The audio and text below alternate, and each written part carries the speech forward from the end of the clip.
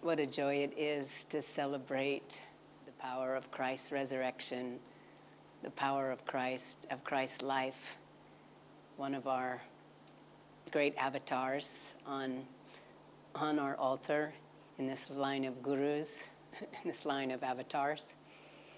And we wanted to play you that music from Swami Kriyananda's oratorio, Christ Lives. For many of you who have been with us in past Easters and past Christmases, I'm sure you've heard us sing some of these songs as a choir.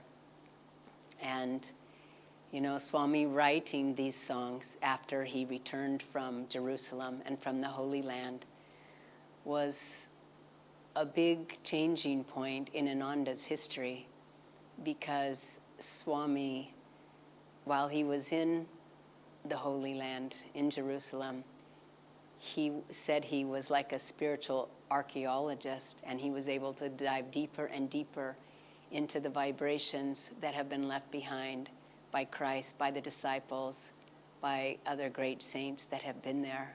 And when he came back and was, this music just came to him in a very short period of time. It was just he would hear the music and he would write it down.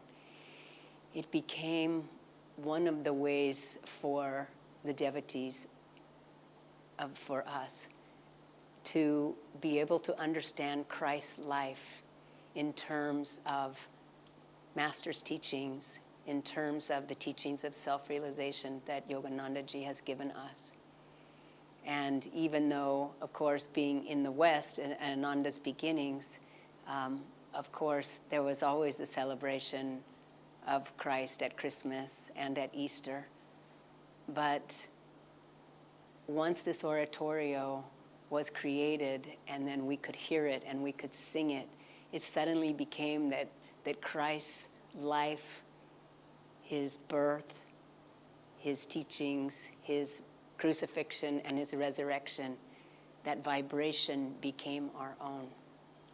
And that's why we make a big deal, of course, about the birth of all of our avatars, but certainly at Christmas we celebrate Christ's birth, and at Easter we celebrate his resurrection.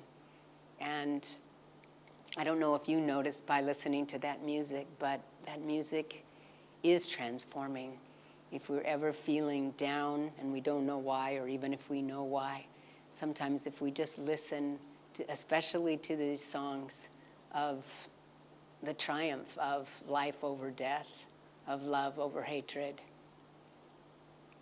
of eternal life, and the truth that Christ's life brought us, suddenly that music can just enter our heart, and without bypassing our mind, it goes straight to the heart, and we're uplifted because we are in that vibration. We know so much that Swami was a window for the vibration of Yogananda. And Yogananda wrote extensive teachings about Christ's life, his death, his resurrection. And so when we're able to tune in to this vibration, we can tune into Master's understanding of who Christ was. And Master, of course, is one with God. Christ is one with God. And Master had the ability to share the vibrations of Christ to all of his disciples, to all of us.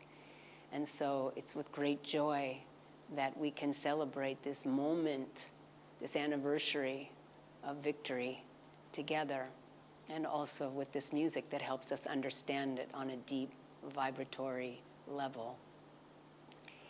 And we all know the story of Christ's life. We certainly probably all know the story of Christ's death and his resurrection. But it's also wonderful for us as disciples of this line of gurus to understand the joy that the teachings of self-realization bring us about Christ's life and his teachings. We were just in Israel a year ago, January, as many of you know, and most of the Christian churches focus on Christ's suffering on the cross and the sorrow of Jesus and the sorrow of Mary and of the disciples. But Master focused on calm acceptance and joy of Christ's life and of the disciples who understood who Christ was. And that's a big difference for us in celebrating Christ's resurrection, is that it was never about the sorrow. It was always about faith. It was always about thy will. We heard that song, Thy Will. After the disciples had come to Jerusalem that last week on Palm Sunday, I mean, here the disciples had been with Jesus in the Sea of Galilee, in the countryside, and of course they were following him because he said, follow me. And the chosen few just left their lives and followed him. And as they watched him do miracles, heal people from sicknesses and disease, and cast out devils, and even raise from the dead, they could understand on a deep level that this was the Christ, that he was one with God, and that he could command the atoms of the cosmos to do what he wanted to do. And that's also what Master says. What Christ consciousness is that oneness with every atom in creation. And when we're a Christ, as Yoganandaji was a Christ, Sri Yukteswar also resurrected, he was Christ. Lahiri Mahashaya was also a Christ. Babaji, of course. All the great avatars, of course, Ramakrishna. They are one with God. They can rearrange the atoms in the cosmos. So raising Lazarus from the dead was something that Christ could do because God's will told him to do it. He needed to show it to his disciples, perhaps to give them faith before his crucifixion. So these disciples had been with Christ. They knew who he was. They were coming into Jerusalem that last week, supposedly in victory. He came in on the donkey. Everybody was throwing palm fronds on the road in front of him. They were singing Hosanna in the highest. And Christ knew what would happen, but nobody else knew what would happen. And even that last week, at the Last Supper, that last evening that Christ was with his disciples, he had given them so much. And he said, as I have loved you, you must love others now. That's how people will know you are my disciples. And he washed their feet and he said, you have been calling me master. I call you friend. I am your friend. And so that is the guru for us. He's our eternal friend. You know, there's no compulsion to love a friend. If we turn away from the friend waits for us. And so that last night, the Last Supper, they're all together.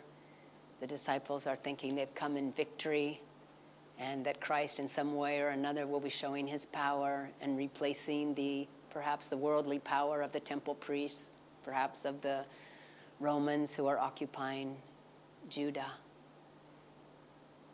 But at the same time, those worldly priests were waiting for Christ to return.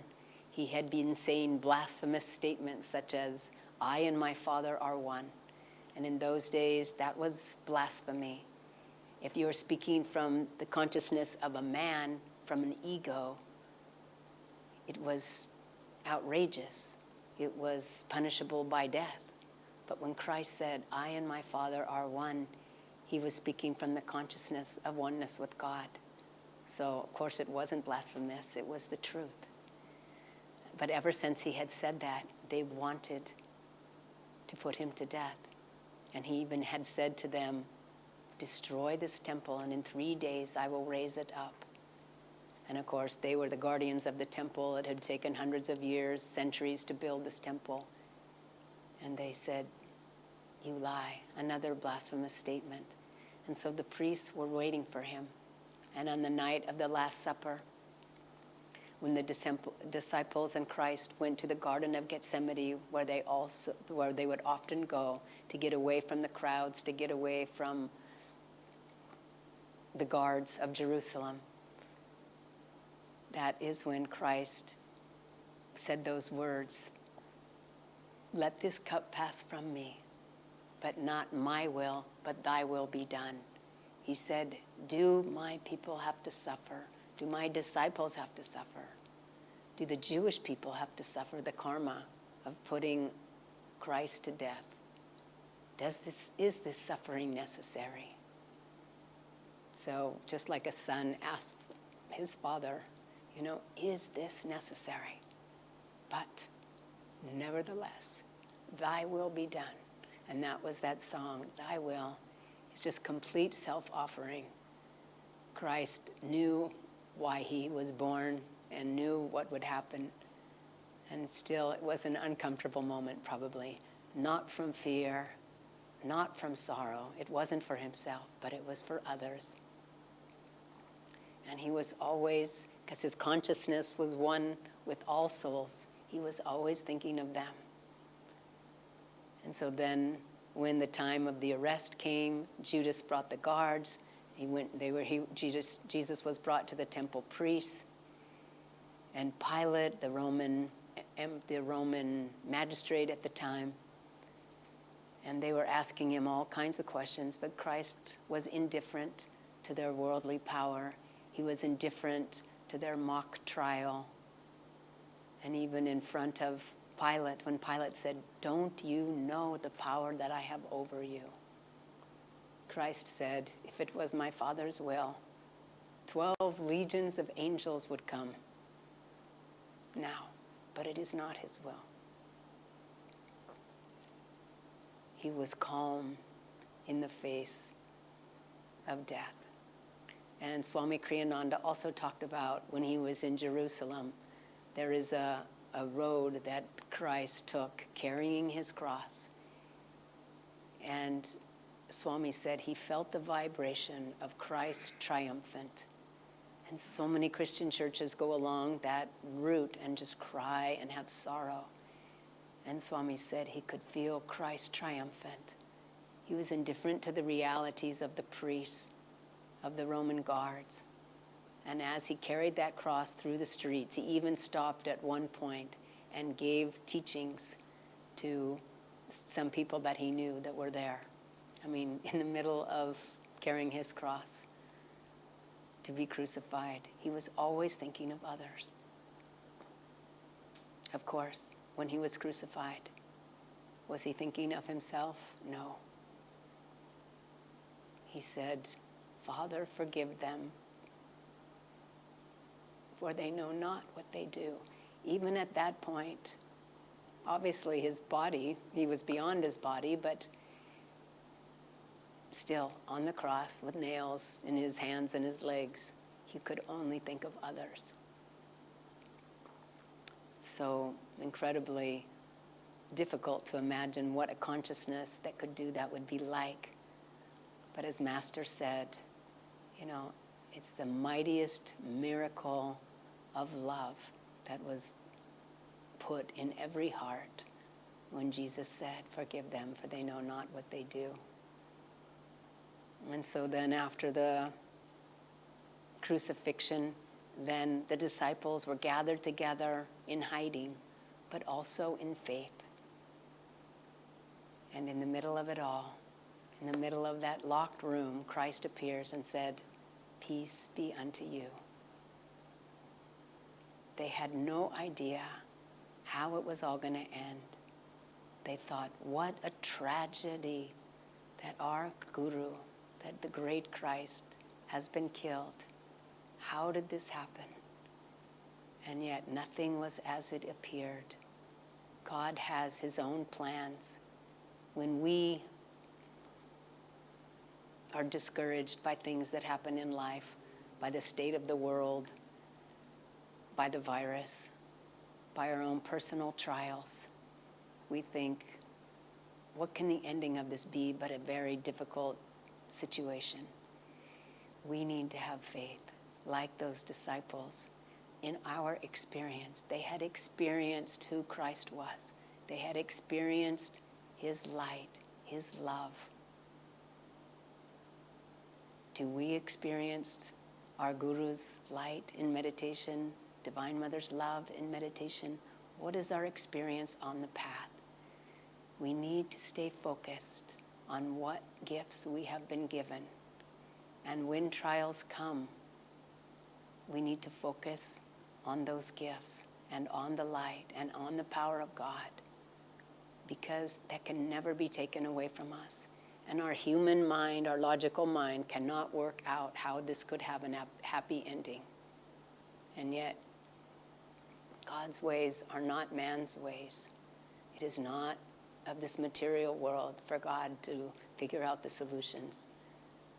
You know, we always try to find the solution, and how will it look like in my house, in this situation, with my family, because we think we know, we think we're in control. And when we start to lose control, we lose faith, we get scared. But that's exactly what this whole Easter story is about. We give our lives to God. We say, thy will be done. Let thy will be done in my life. And even if it looks scary, even if it looks difficult, this is what my soul is longing for. I want oneness with you, Lord. I want oneness with you, Christ. When he says, follow me, will we follow? Or will we be too attached to the way things are, to the way that I now have it under control? No, there is a whole nother thing happening that we don't even see. But can we have the faith in our own experience to allow that miracle to unfold? And so that's the lesson of Jesus' life. Master tells us that the resurrection is any beneficial change for us. Anytime we put out the effort to uplift ourselves. So he said, even till the end of life, when you're on your deathbed, do not be discouraged. Continue to uplift your consciousness. And of course, we know that meditation helps us to expand our consciousness. Master, all the great masters have come to show us how to uplift our consciousness and expand it into superconscious awareness. We need to put out that effort. They say, follow me. That is the way we follow them. Expand our consciousness to reach theirs. And once we can, we'll be able to, like them, resurrect the dead. We'll be able to sit on the throne with Christ, with Master, with all our gurus, and say, I and my Father are one. And it will be the truth. And that's the story that Master has brought us for Easter. Jai Guru, Jai Christ.